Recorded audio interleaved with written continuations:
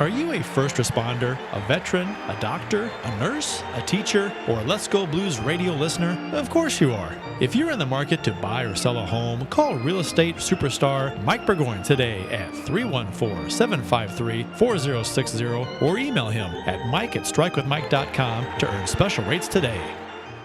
A proven winner on the hockey rink, Joe Wolf knows what it takes to be the best. That's why he has the best rates in the area and only has rave reviews of his work with Wolf Power Washing. Get that siding back to its original color with Joe. Call him at 314-420-5434. That's 314-420-5434. He'll glide to the top of the dome zone, collect the ball, shoots it on goal, grabs his own rebound, and tucks it home on the short side. Ricky Plesser made the initial save. I think he's a little upset at his defenders for not getting in there. Ray Matz making the shot, picking it up, and then depositing the rebound. Not a lot Ricky Plesser can do with that.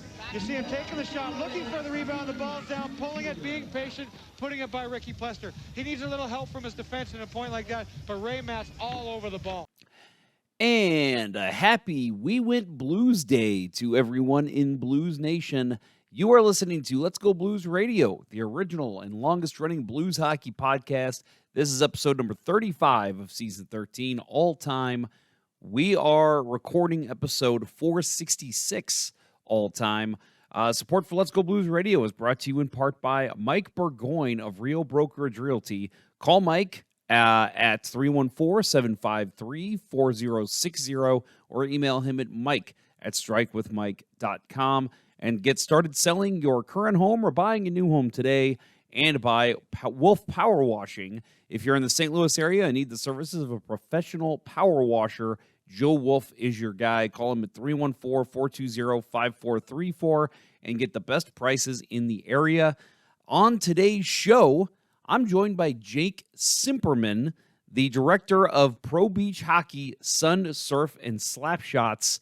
That is a new documentary that will be hitting, hitting some select theaters, I think, for openings, but mostly probably coming to a streaming service near you sometime this year in 2024. For those who don't know what Pro Beach Hockey was, it was in the late 1990s, and it was over at Huntington Beach, California. And you might be wondering why a St. Louis podcast is covering this. If it was in Huntington Beach, well, it was nationally broadcast nationally broadcast all over across America and Canada. And you'll hear me talk about it with Jake, but it had an impact on me as a young hockey player, which is a big reason why I think I play roller hockey today. So,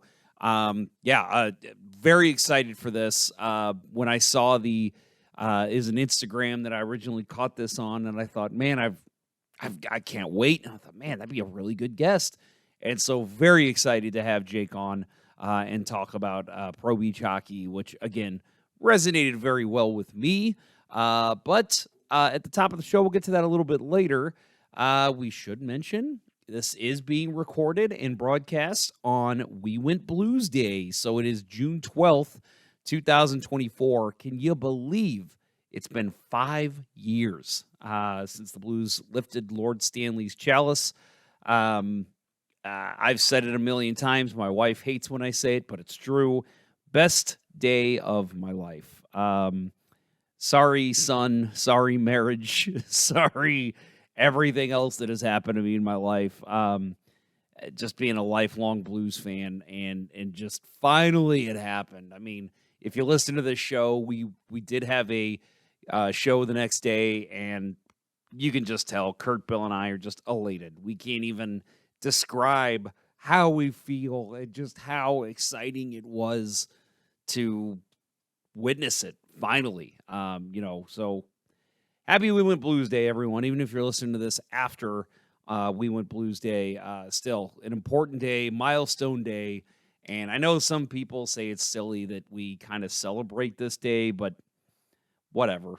I think it's worth celebrating. Your first Stanley Cup on a franchise that's been around longer than 50 years. I think when Toronto wins another one, they'll have a day like this, even though they've won them before. I think a city like Winnipeg, if they were to ever win a cup, they would do the same thing. So I think it's completely worth it and worth the celebration. It was a big day in St. Louis. So moving on, we had another kind of big moment for St. Louisan. Want to congratulate our friend, Winning Unlimited, or you might know him as Adam Gold. He made a selection at the 2024 PWHL Draft, which is incredible. I mean, for those who don't know, Adam, and I'm working on getting Adam on the show. We've had him on before, but I'd love to get him on again. He developed the gold plan. I'm not going to run through the whole thing because we've done that before, so our regular listeners are probably used to hearing it. But it's a very good plan for basically encouraging competitiveness after being out of the playoffs, and it basically encourages those to win after you're eliminated mathematically, because then you win it, you get the first overall pick as opposed to tanking. So Adam developed this. He's had it in his back pocket for years and years. He's talked to professional leagues about it. Finally, the PWHL adopted it. This was the first time we've actually seen it in action. And so they wanted Adam to come up to the draft in Minnesota and make one of the picks. So he did that. He made the 25th pick in the draft, and it was for the New York PWHL team. And we have a clip. So here's Adam making that really awesome pick for New York. Congratulations, Adam. Very awesome. We understand that the pick is ready to go for PWHL New York, and we're going to go to the creator of what is called the Gold Plan, Adam Gold, to announce the first pick here in round number 5.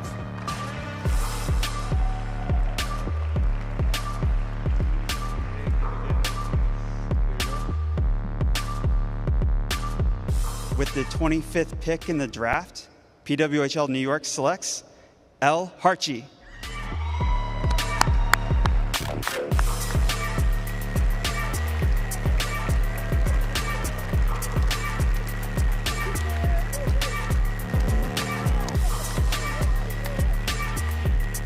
Another player from the college ranks back to the forward position, L. Harchi out of Yale.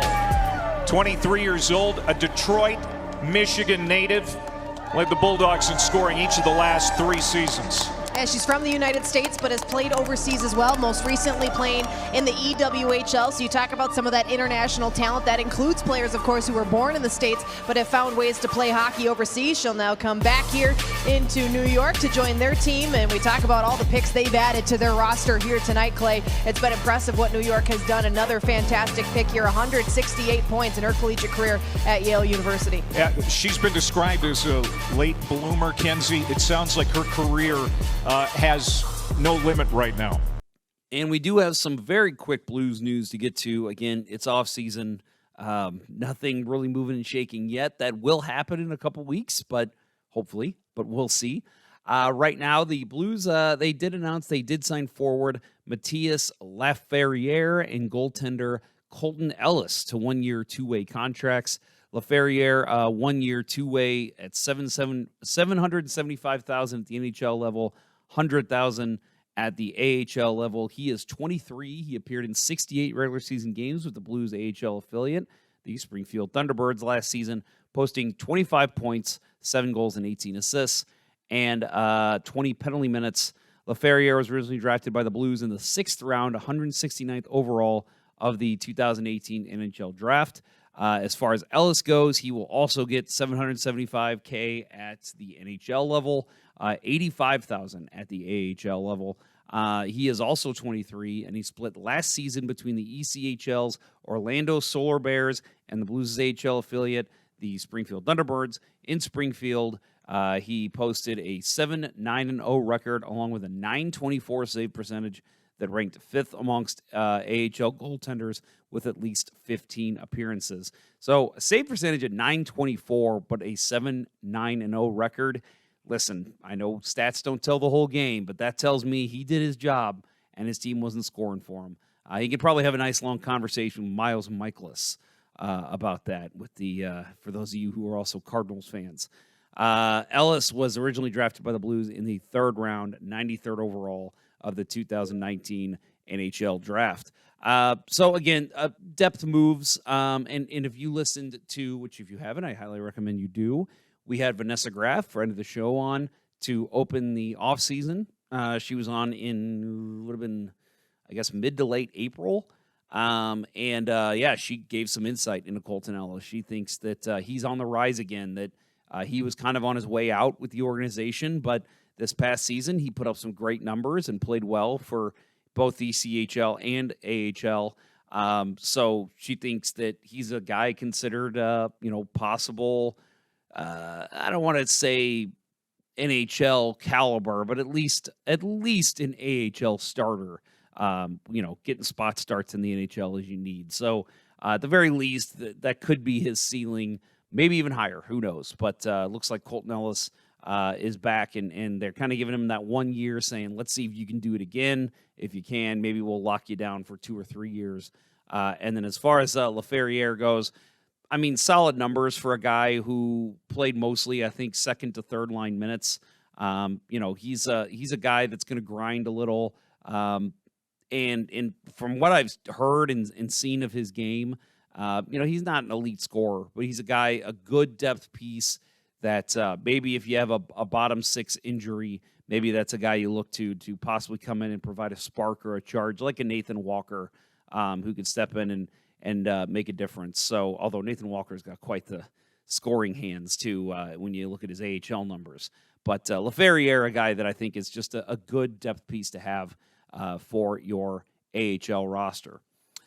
So when we get back from break, you are going to hear from Jake Cimperman.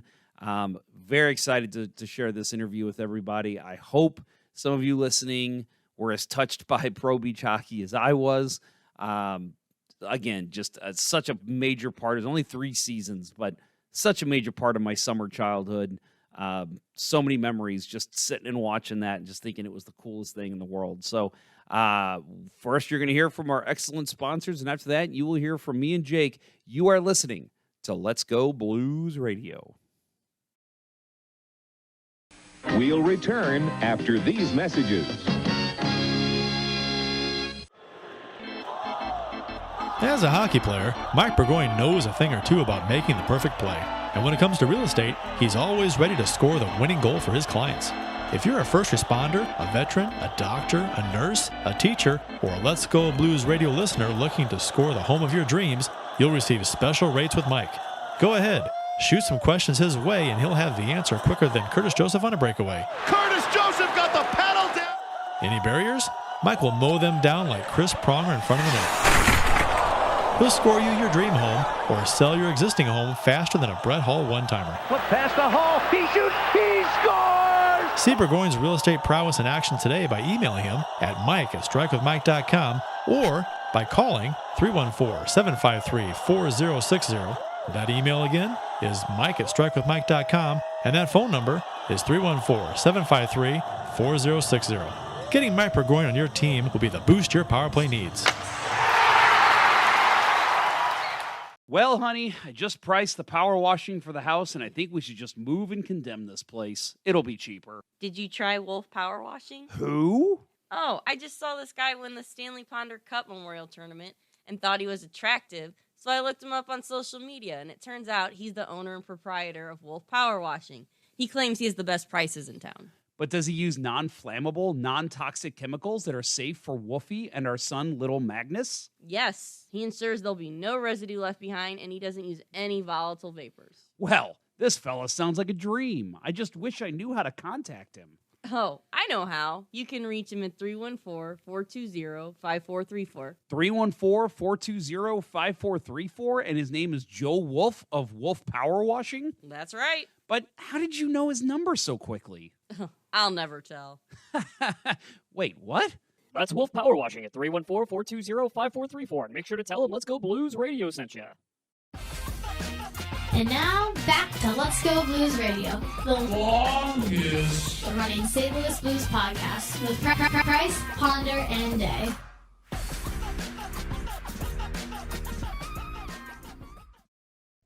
And we are back, and today I'm joined by a very special guest, Jake Cimperman. And why is he important? Why do hockey fans want to know this name? He is the he's making the documentary called Pro Beach Hockey, Sun, Surf, and Slapshots. You are the director, and you've got some pretty big names that are behind you on this, which we'll get to in a minute. But Jake, thank you very much for coming on, and I'll go ahead and say it. Thank you for providing this documentary that I know so many hockey fans are looking forward to. Well, I really appreciate being here, and I also appreciate learning that there's an audience for this, not only in California, but in places like St. Louis. That's super encouraging to me, and happy to talk more about it. Yeah. So again, for those, if you don't know, if you're young, and we've got some young listeners that probably weren't even born when Pro Beach Hockey was a thing, played outdoors, Huntington, California, literally right on the beach, late 90s. I believe it was 98 to 2000. So it was only 3 years, but it was covered on ESPN. And I'm going to guess you're about my age. So clearly you are not involved in the original Pro Beach Hockey. What got you involved in making the documentary? Yeah, so I did not play, but I was one of these kids at the time, living with my parents in Southern California, and I was one of these kids who really got into both ice and roller hockey. But I attended some of these games with my father, and I was just always so confused by the ramps and the cheerleaders and all of these elements that didn't seem to quite fit with the traditional view of hockey.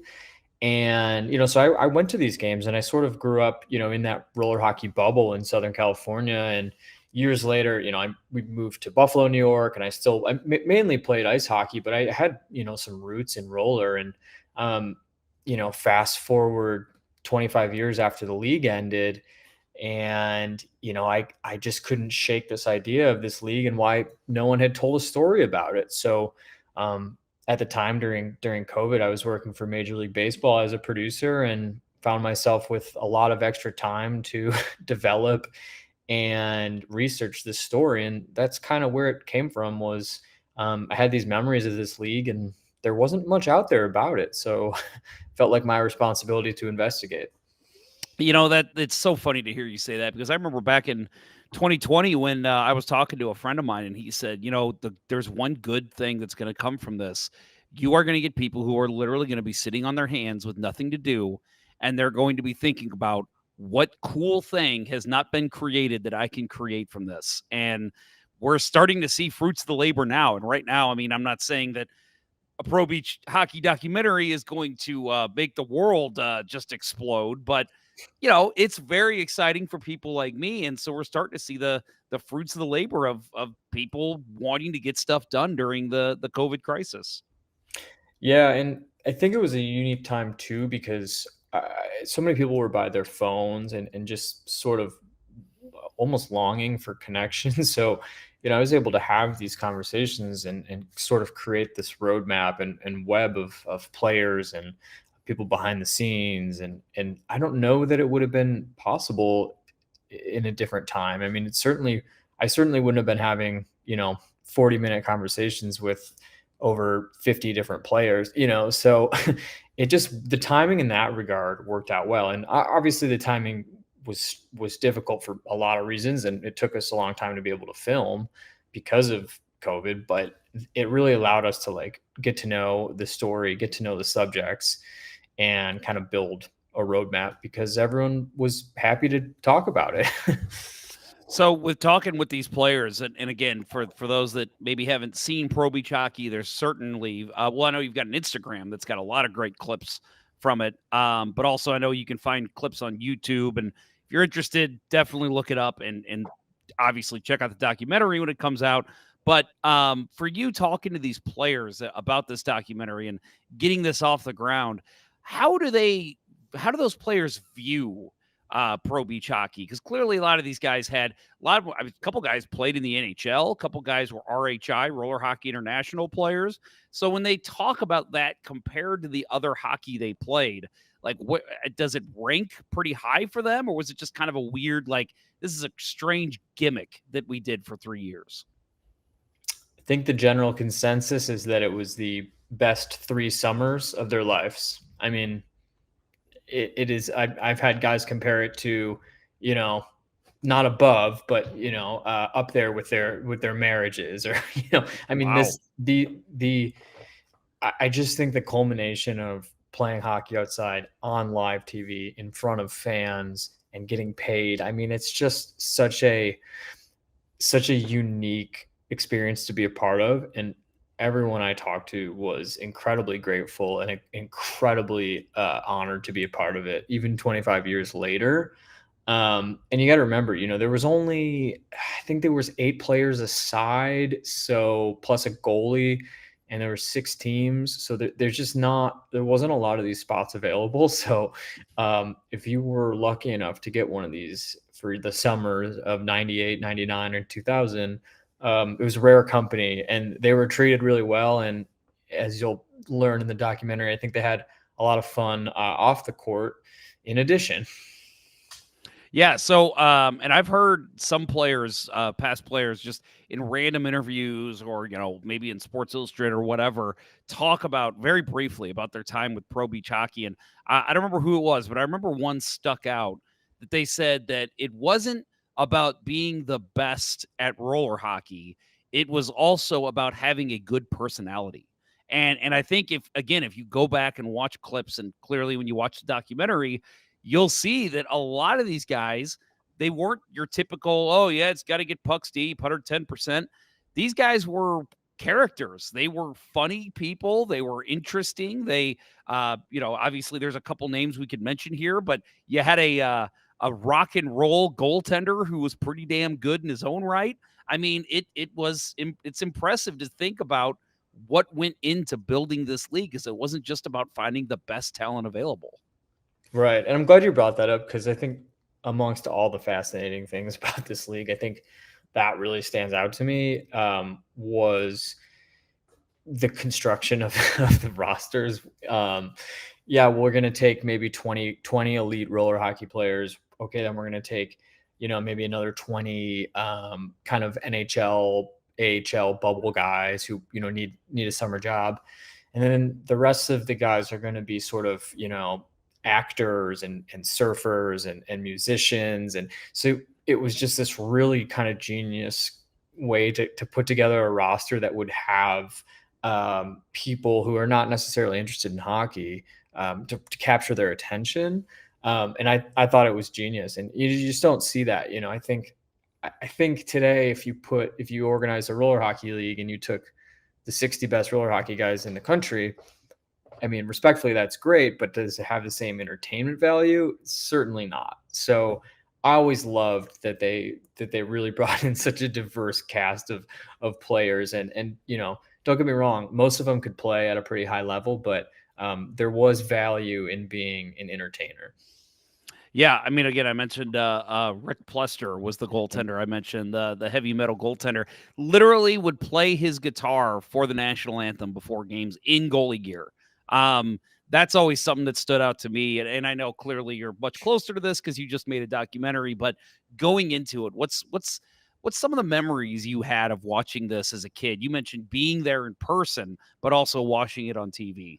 I mean, it was so hazy. I mean, I was like 8 or 9 years old when it started, and I just, I got to go to these games and be involved in the roller community. So actually, a few players sort of, were family friends. So we're sort of in that bubble. And, when it was on TV, it was always on at weird hours. So like, I'd be kind of lucky to catch a game, because I think, they would either play kind of right after school, or they'd play at like 2 a.m.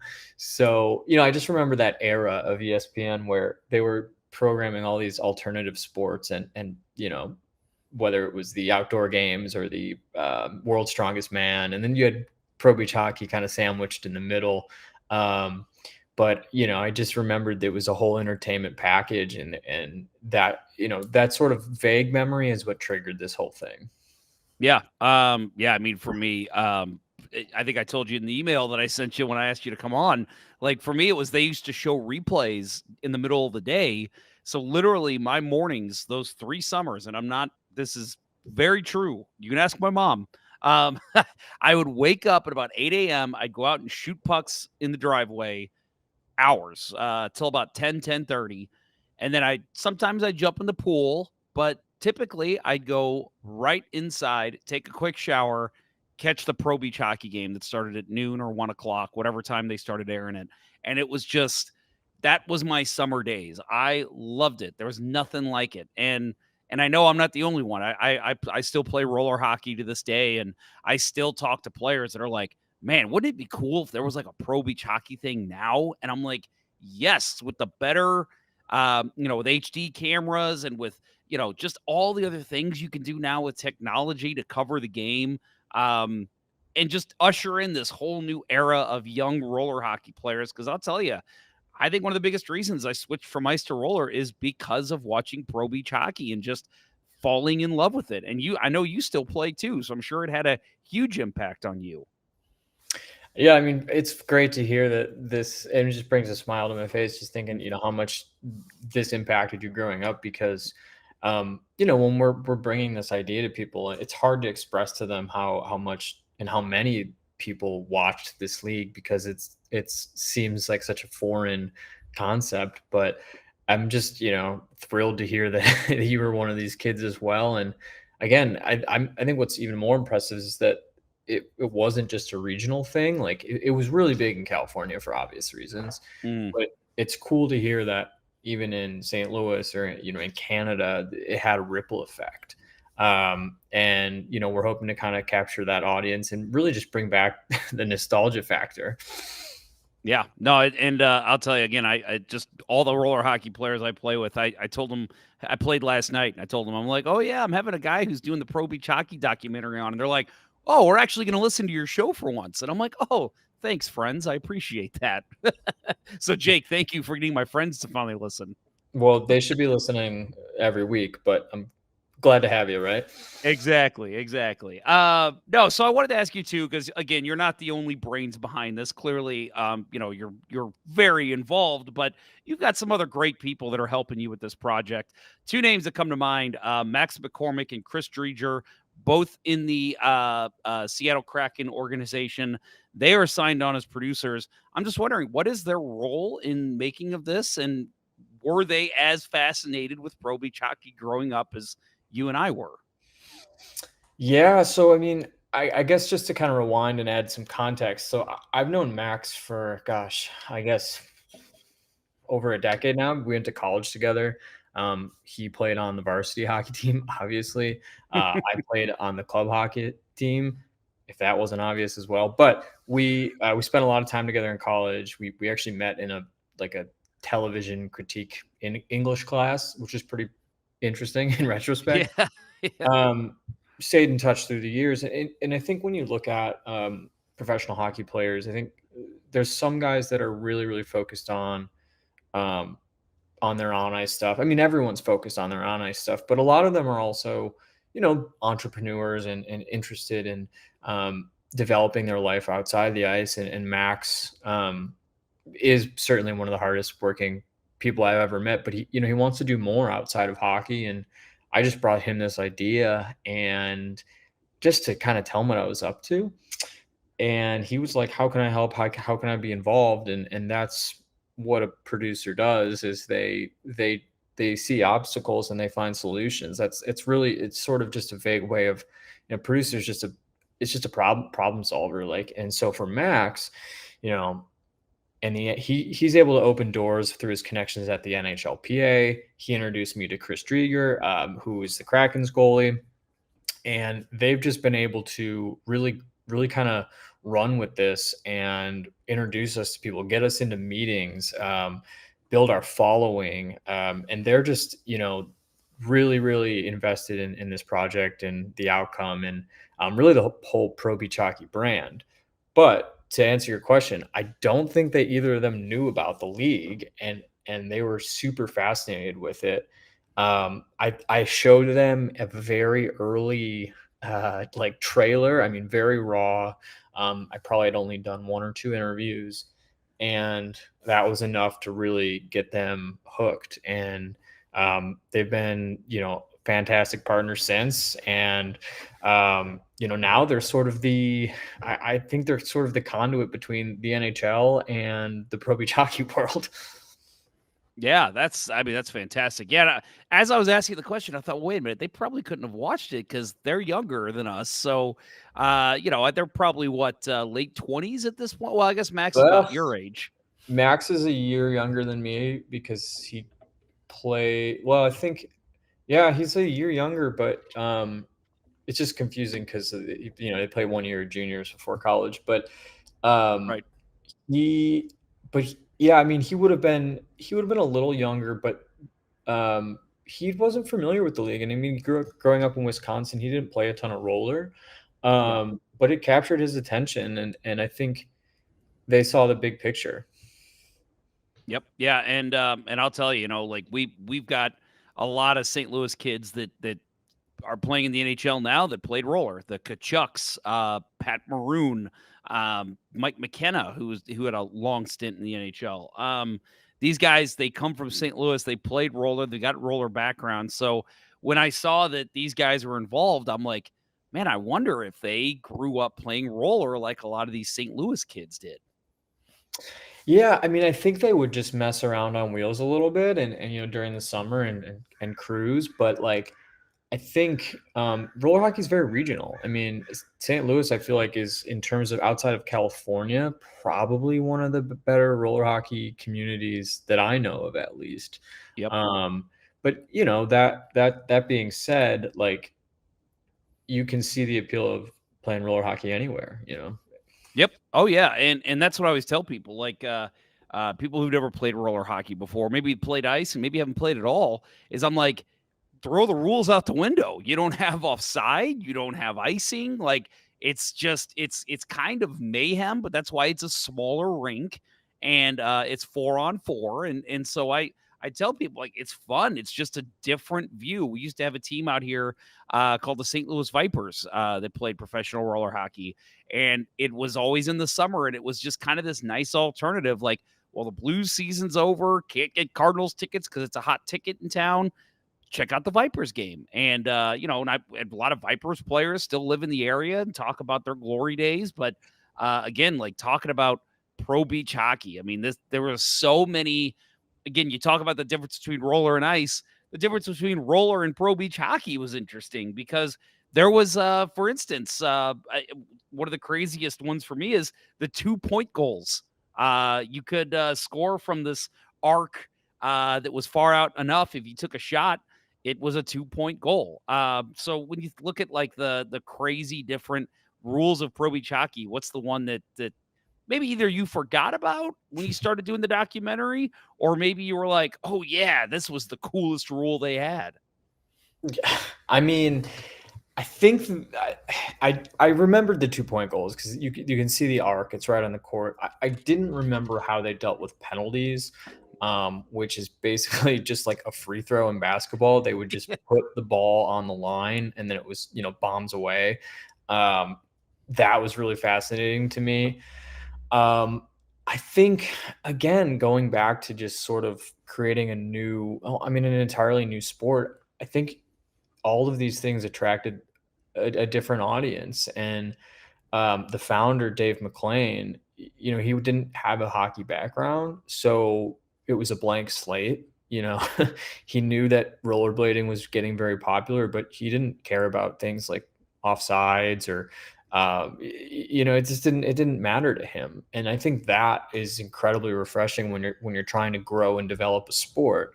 I think, I would say 99% of the reaction to this is usually positive, and even you can laugh at it. I think that's great too. It is funny, but once in a while you'll hear people who are like gatekeeping roller hockey, and I think it's hilarious. I think it's like, who are you to say that roller hockey can only have 1-point goals or that there shouldn't be ramps? It's like, yeah.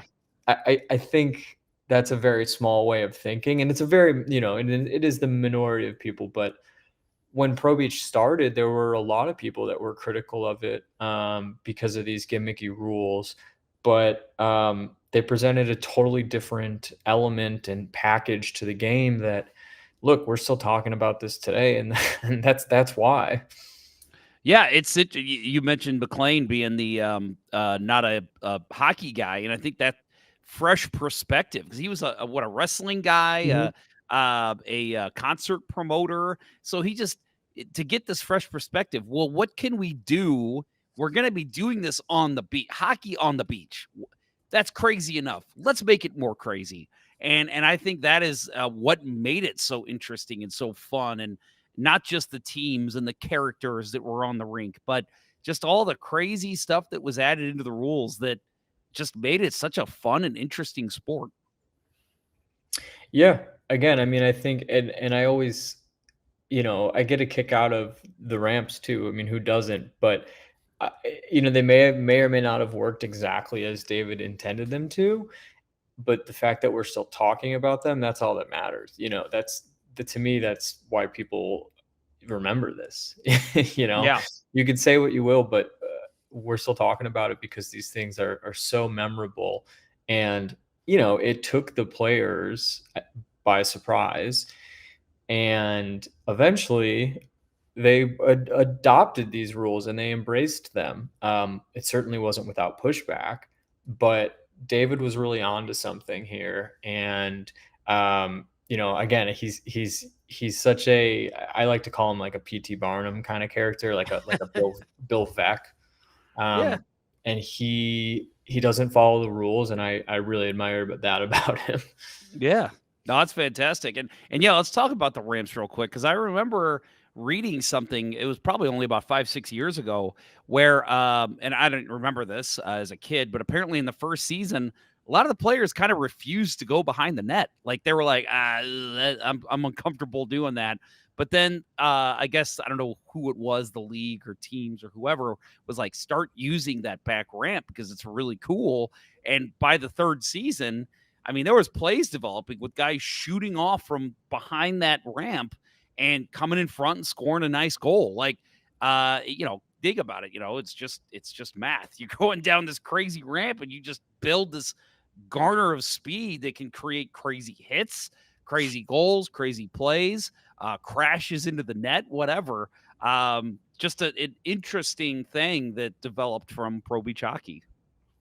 Yeah, and I'm impressed that you did that much deep dive on the ramps, because you kind of nailed it. I mean, there was a lot of trepidation and just outright fear, I think, of going up those ramps. But what Dave did, was he made it a priority, and moving into later seasons, like, you had to use the ramps, and there was rules that said you needed to use them. And that just was part of the entertainment value, I think. Well, and you think about, how many times do we see it? I remember the San Jose Sharks were huge on using the back boards. They would, somebody like, trying to blank on who the defense, Dan Boyle would like take a shot, purposely miss the net. It'd pop in front. Joe Thornton would either be there to put it in or slide it across to Marlowe, who'd put it in. And it was a design play. So you think about, with a curved ramp behind the net, the crazy types of plays you can create with using that with the ball. And that's a whole other thing. They use a ball, not a puck, and being able to, the way that it would roll off those backboards would create havoc for the defensive team. Yeah, I mean, we're in deep in this conversation and haven't even talked about that they used a ball. Yeah, that in itself. I mean, because again, like, I remember being a kid, and I'm sure you did the same. Go out with your buddies. Oh, get one of these hard orange balls and play. But you never think about doing it like actually for points and players getting paid. And yeah, they used a ball to play hockey. And I mean, obviously hindsight's 2020, but seeing as how the ball was able to roll and the movement that it created because of the ramps too, I think that was clearly the right call to go with the ball. Yeah, and I think that actually really stemmed from, ball is what we, to this day, and people around the country use to play in the streets, in parking lots, in blacktop, so it was just an extension of that. It was channeling what they were doing on the grassroots level. And it certainly allowed for a lot of creative plays and things you certainly wouldn't see with a puck. Yep. Yeah, and I'll say too, I mean, just, you mentioned going to the grassroots level. It was, for me, it was so exciting because it was kind of like you felt like, yes, this is professional, and yes, this is televised good hockey, but it almost felt pickup like in a pickup game, because you didn't have face-offs except for the opening one. You mentioned the penalties, the crazy free throw type penalties that would cause. And they let a lot of hitting go, which, if you watch a lot of roller hockey, there's not a whole lot of contact. But back in Pro Beach hockey, there was a fair amount back then. Yeah, and certainly not to critique the modern roller hockey game, but I think that having the physical element to Pro Beach really helped bring in viewers. And like you said, a lot of these elements were pulled from pickup games, and they wanted it to feel like that. They wanted it to feel like it was inspired by the hockey that was being played on blacktops and parking lots around the country. So I want to ask you, because you said earlier that you attended these games, something obviously I could not do living in St. Louis. What was it like? What was the atmosphere like? And I know you were a young child, but what was it like attending Well, these games? it sticks with you because I mean, I think that's, again, another fantastic thing that they did was they created it. It was free, first of all, and they created an entire entertainment spectacle. So you had live music. You had a lot of vendors would come in, and you could try skates, you could try sticks. It was sort of an interactive experience. And as a kid, there's giveaways. As a kid, like, it's an all-encompassing event. And I would compare it to something kind of like the X Games or a small music festival, where it's just kind of pandemonium and sensory overload, but it's all centered around this game on the beach. And they did just an amazing job of bringing in sponsors and creating like a cohesive event. And I think that was really cool. And it's something it's a model that David's really good at. It's getting sponsorships, creating an atmosphere. And that's probably another one of my favorite things about the league was just, it just attracted people because you hear the music on the beach and you're gonna follow that. Yep.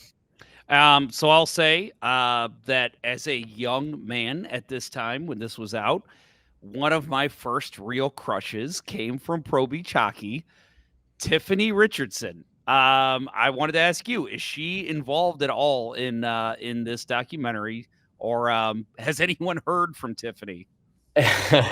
Well, first of all, I don't think you were alone. We did our best to get a hold of Tiffany. She's doing great. She lives in Florida now. She's not in the film herself as an interview, but obviously we talk about her.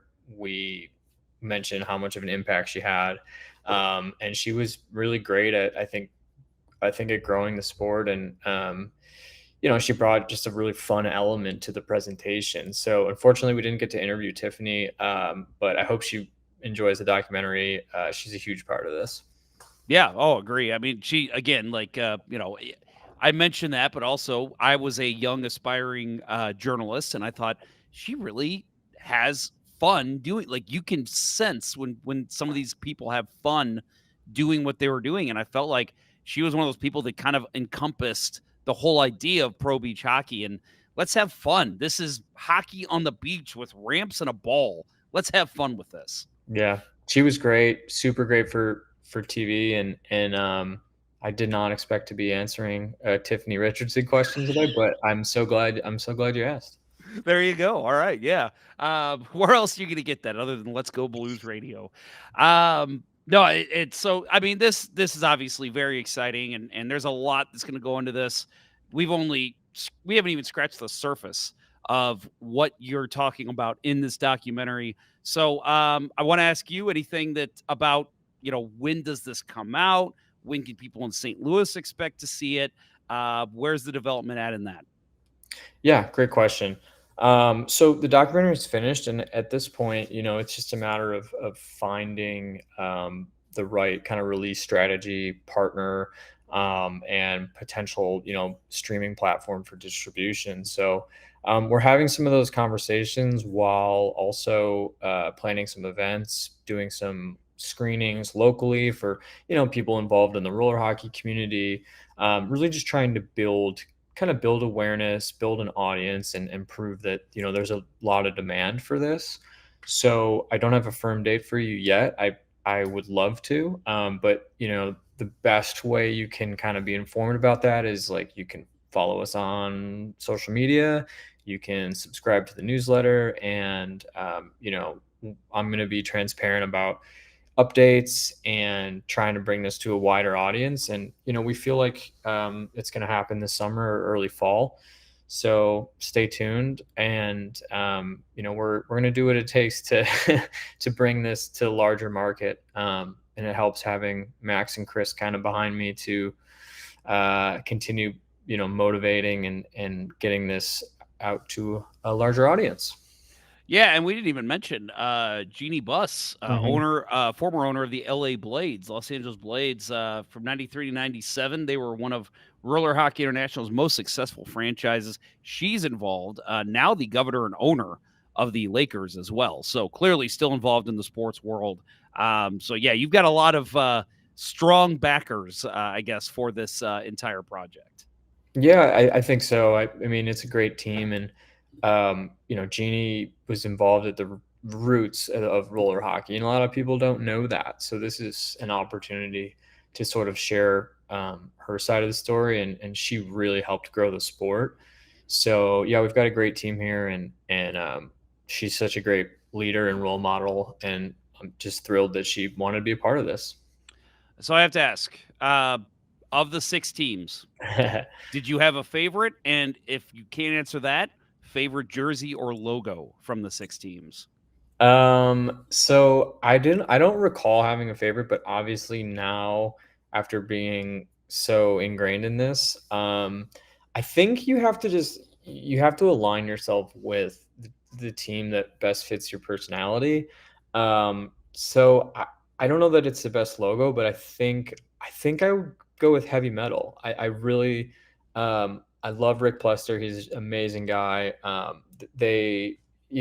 just love, they were probably uh, self-proclaimed the hardest partying team in the league. So I think I would align with them. But I think that's the beautiful thing about Pro Beach is that this wasn't a regional thing. You could identify with the dog pack or with the gargoyles or whatever, and take a lot of pride in that. So I'm glad you asked that question, but I'd like to know what what team attracted you. I mean, I do like the Heavy Metals logo. I think that as a kid, if I'm going to pick a team, it probably just would have been what is closest you could have to a 3-season dynasty was the Web Warriors. They won 2 of the 3 championships. I do remember always loving them, and it's such a 90s logo, right? Like this is like our internet team, and it was just such a 90s look. So I did love that one. But I will say, I think my favorite jersey and logo might have been the Express. I thought they looked pretty slick. Yeah,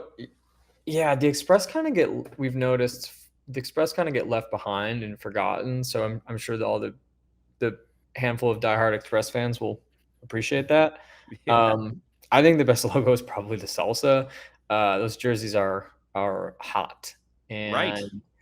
And yeah, the Web Warriors cracks me up. I mean, it's of course it's the team with the worst name that wins 2 out of 3 seasons. But that's all great. It's a part of the documentary, and I could have spent, we could have spent an hour just talking about these team names. But it's definitely, I think it's one of my favorite parts is trying to understand the rationale behind naming a team Right. Salsa. Salsa, correct me if I'm wrong, that was Chris Chelios's brother was on that team, right, Steve? Yeah, you might be the 3rd or 4th most knowledgeable Pro Beach person at this point. Which I'm telling you, I was quite the nerd with that. I loved that show, or loved that game, loved that sport. It was great. Yeah, so Steve Chelios played for Team Salsa. Yes. All right. Awesome. So again, well, I want to also, you mentioned it earlier, how to keep tabs on this. Clearly, here at Let's Go Blues Radio, for our listeners, we will keep you updated as well. But I recommend also going over to probeachhockey.net, which is where you can sign up for the newsletter at the bottom. And then there's just some more information about this, the teams. There's merch you can buy. So make sure you check that out. Social media, anything else that you want to add that people should definitely check out? No, you nailed it, Jeff. If it's your cup of tea, we got some new hats and stuff coming in the next couple weeks. Yes. You can represent proudly, and we appreciate your support. Because I think it's going to take a big movement if we really want to bring the vision of Pro Beach hockey back, bring a league back. That's a different conversation, but I think it starts with getting people interested in the film and interested in the possibility of reviving this. And certainly, if anything I've learned is that there's a lot of people like you who really care about this. So I think it's a possibility. Yeah, like I said, for me, it was such a player in me getting involved in roller hockey and loving it. I mean, for me, it was, my parents, I'll admit, they did ask me, hey, roller hockey's a little cheaper. Would you mind playing in that for a little while? Sure, no problem. And I think my love for it continued because it was right around this time, about 98, 99, I started playing roller. And I just, again, I would go out, shoot pucks, watch Pro Beach hockey, then I'd go play hockey that night. And it was just the big part of my childhood, even though it was only 3 years. And so when I saw this, actually a friend of mine that I play hockey with turned me on to your Instagram, which is how I found you. And I'm like, oh my God, yes, this is fantastic. So again, I do recommend people check out your Instagram because you do have a bunch of old clips that are showing up on there, which is awesome. And then I also want to ask you, Jake, just because, you're obviously a creative person. You've done some work in the past for Major League Baseball, you mentioned. I also saw you've done some work for Bleacher Report. Is there anything else on your horizon that we can be looking out for? Oh, gosh. That's such a great question, and I really appreciate that. I mean, I think, for me, it's trying to find more of these sort of underserved, underappreciated stories in sports. And, whether that's in hockey or baseball or, adventure sports, there's definitely going to be more coming down the pipeline. I think, one thing I've learned about in this process is just trying to find a way that makes it sustainable and, efficient so that we can continue to do these projects because, making documentaries is a challenge, and it's not only is it time consuming, but a lot of financial resources go into it. So we have a lot of really great ideas that Max and Chris and I are working on. And I think it's just a matter of finding the right partner. Well, there you go. Very cool. Jake Cimperman, again, thank you very much for joining us. Again, the name of the documentary, Pro Beach Hockey, Sun, Surf, and Slapshots. Pro Beach, I believe, what did I say? ProBeachHockey.net is where you can check out that information. Also sign up for the newsletter. And again, as I said, you will also be getting updates from Let's Go Blues Radio if you continue to listen to us. Thank you very much for joining us, Jake. I really appreciate the time. Thank you. I'm so happy that this is, resonates with you. And I hope others in St. Louis feel the same way, but let's keep in touch. Definitely. Well, again, thanks to Jake Cimperman. Again, you can check that out at probeachhockey.net.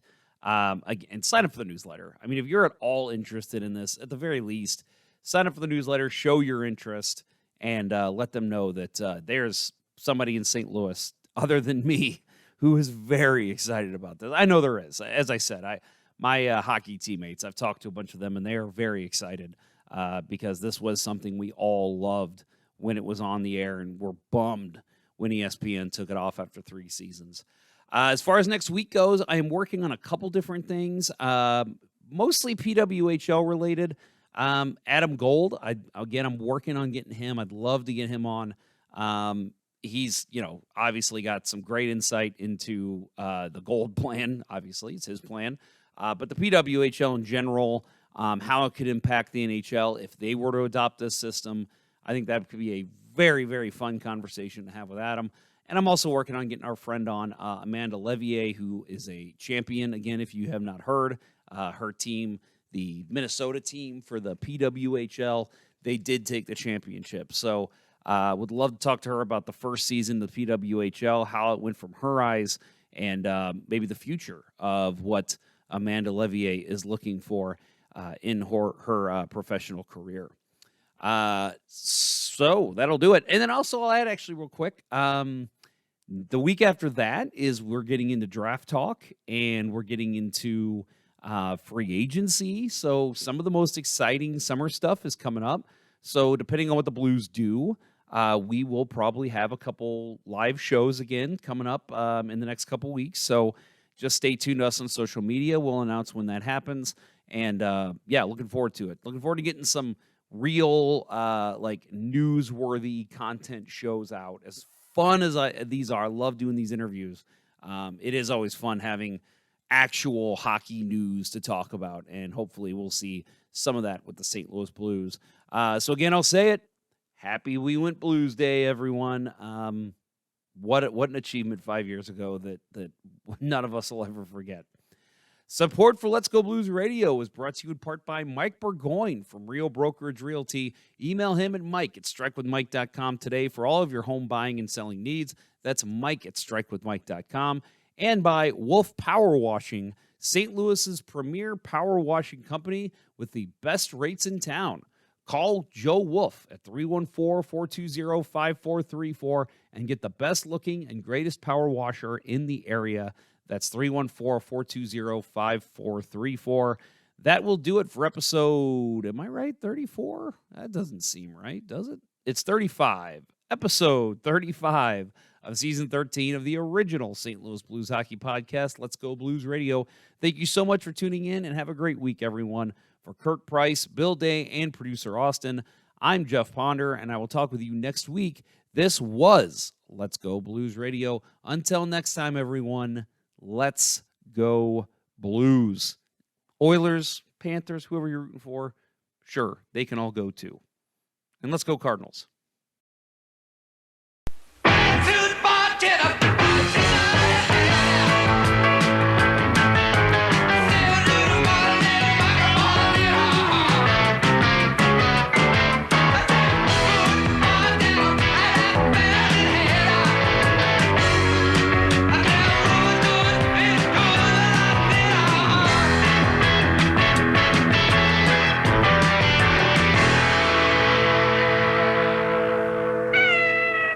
Sit, Ubu, sit. Good dog.